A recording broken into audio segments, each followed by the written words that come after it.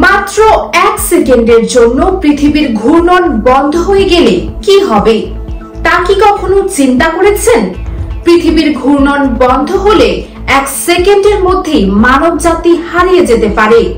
সূর্যকে কেন্দ্র করে পৃথিবী তার অক্ষে ঘুরছে, প্রায় 24 ঘন্টায় একটি ঘূর্ণন সম্পন্ন করে, আর সূর্যের চারপাশে একটি পূর্ণবৃত্ত সম্পূর্ণ করতে প্রায় 365 দিন লাগে।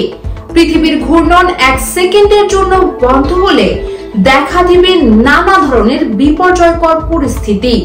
পৃথিবী তার নিজ অক্ষে 23 ঘন্টা 56 মিনিটে একটি পূর্ণ ঘূর্ণন সম্পন্ন করে।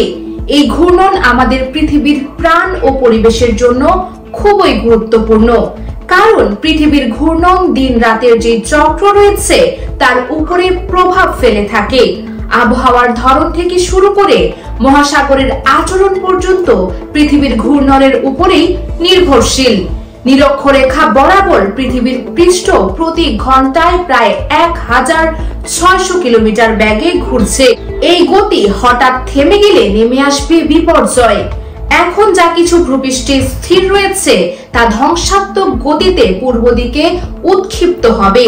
বায়ুমণ্ডল স্বাভাবিকভাবেই গতিশীল। ঘূর্ণন বন্ধ হয়ে গেলে হাজার হাজার হারিকেনের শক্তিতে বায়ুমণ্ডল পৃথিবীর উপর ভেঙে পড়বে, গাছপালা উপড়ে যাবে, নদীর গতিপথ বদলে যাবে। আকস্মিকভাবে পৃথিবীর ঘূর্ণি থামলে ভূতাত্ত্বিক বিপর্যয়ও দেখা যাবে। গতিবেগের পরিবর্তনের ফলে বড় ধরনের ভূমিকম্প ও সুনামি হতে পারে। গ্রহের ঘূর্ণনের কারণে মহাসাগরগুলো অবস্থানগত পরিবর্তনও দেখা যাবে, ফলে সমুদ্রের বিশাল ঢেউ উপকূল রেখাকে প্লাবিত করবে। পৃথিবীর ঘূর্ণন বন্ধ হলে কি হবে তা নিয়ে নিজেদের নানা ভাবনা প্রকাশ করেছেন বিজ্ঞানীরা।